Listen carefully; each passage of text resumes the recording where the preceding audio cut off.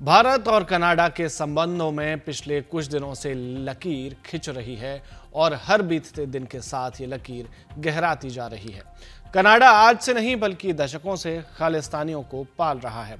इस बात की खिलाफत पूर्व प्रधानमंत्री इंदिरा गांधी के जमाने से हुई, जब खालिस्तानी आतंकी तलविंदर सिंह परमार, जिसने एक प्लेन को बम लगाकर उड़ा दिया था, जिसमें कई सारे भारतीय और कनाडाई यात्रियों की जान भी चली गई थी।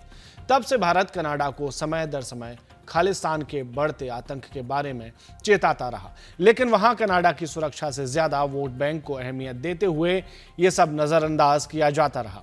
आज भी वहां के कुछ गुरुद्वारों में तलविंदर सिंह परमार के फोटो लगाकर माला चढ़ाई जाती है और वहां की सरकार गूंगे बहरों की तरह व्यवहार करती है।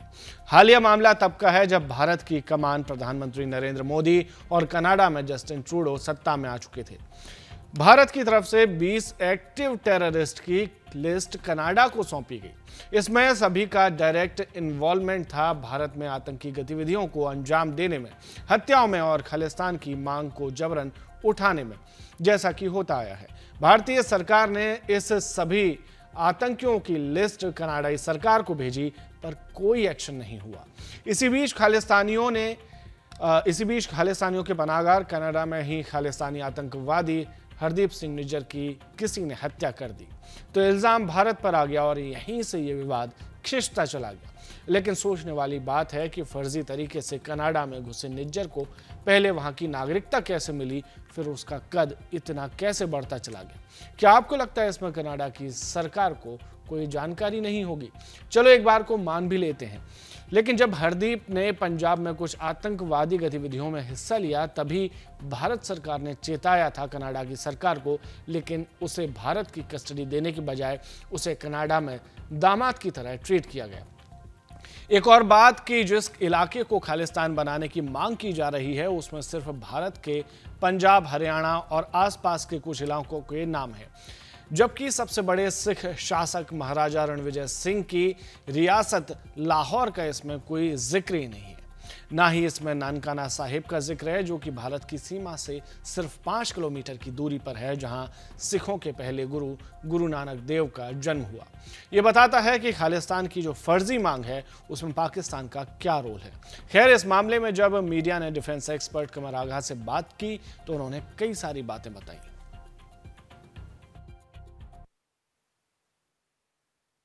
ये मैं समझता हूं कि उनके यहाँ जो सबसे बड़ी समस्या इस समय कि वो दोहरी नीति पे बात करते हैं। एक तरफ तो वो बात करते हैं कि भारत की बहुत इंपॉर्टेंस है इंडो पैसिफिक में, वो उस लेवल पे बातचीत, रिलेशंस हमारे चलते रहना चाहिए कनाडा के भारत के साथ, ट्रेड भी होता रहना चाहिए और फिर उसके अलावा ये कि डिफेंस टाइज भी डेवलप होती रहे। परंतु दूसरी तरफ वो ये भी कहते हैं कि भारत का पोटेंशियल इन्वॉल्वमेंट उनको नजर आता है। ये नहीं चल सकता। भारत की पॉलिसी है कि किसी भी देश के अंदर मिलिटेंट एक्टिविटीज को जाके इस तरह से माने की नहीं। भारत हमेशा से यूएन चार्टर में विश्वास रखता है। भारत उनसे बार बार कहता है कि आपके यहाँ इतने मिलिटेंट हैं, एक लिस्ट भी उनको दे रखी है लगभग, जिसमें 20 लोग हैं कि ये हार्डकोर टेररिस्ट हैं, आतंकवादी हैं, आप इनको अरेस्ट कीजिए, जो कि भारत के अंदर अंदरूनी मामलों में इन्वॉल्वमेंट है इनका, ड्रग रनिंग, फिर उसके अलावा मनी लॉन्ड्रिंग में ये लोग सब इन्वॉल्व हैं, गन रनिंग वगैरह ये लोग कर रहे हैं। इनका सीधे रिश्ते जो है पाकिस्तान के हार्डकोर मिलिटेंट ऑर्गेनाइजेशन से हैं, सीधी लिंकेजेस हैं। उनके ऊपर वो कोई एक्शन नहीं लेते, उनके ऊपर कोई दबाव नहीं बढ़ रहा। दूसरी चीज, मैं एक चीज और कहना चाह रहा था, भारत उन देशों में से नहीं है जो किसी के दबाव में आ जाए या किसी के प्रेशर में आ जाए। अगर कनाडा ऐसा सोच रहा है तो ये बहुत गलत बात होगी, उसको ये बात मालूम होनी चाहिए। आई थिंक मेरा मानना ये है कि अब धीरे धीरे उनकी ये बात भी समझ में आ रही है कि इंडिया को दबाया नहीं जा सकता। जहां तक सवाल ये है कनाडा से रिश्ते के लिए, भारत चाहेगा कि रिश्ते बने रहें। भारत हर देश से अच्छे रिश्ते बनाता है, सबका साथ सबका विकास है हमारा मोटिव है। लेकिन ये है कि आतंकवाद और बातचीत या रिश्ते ये नहीं चल सकते साथ।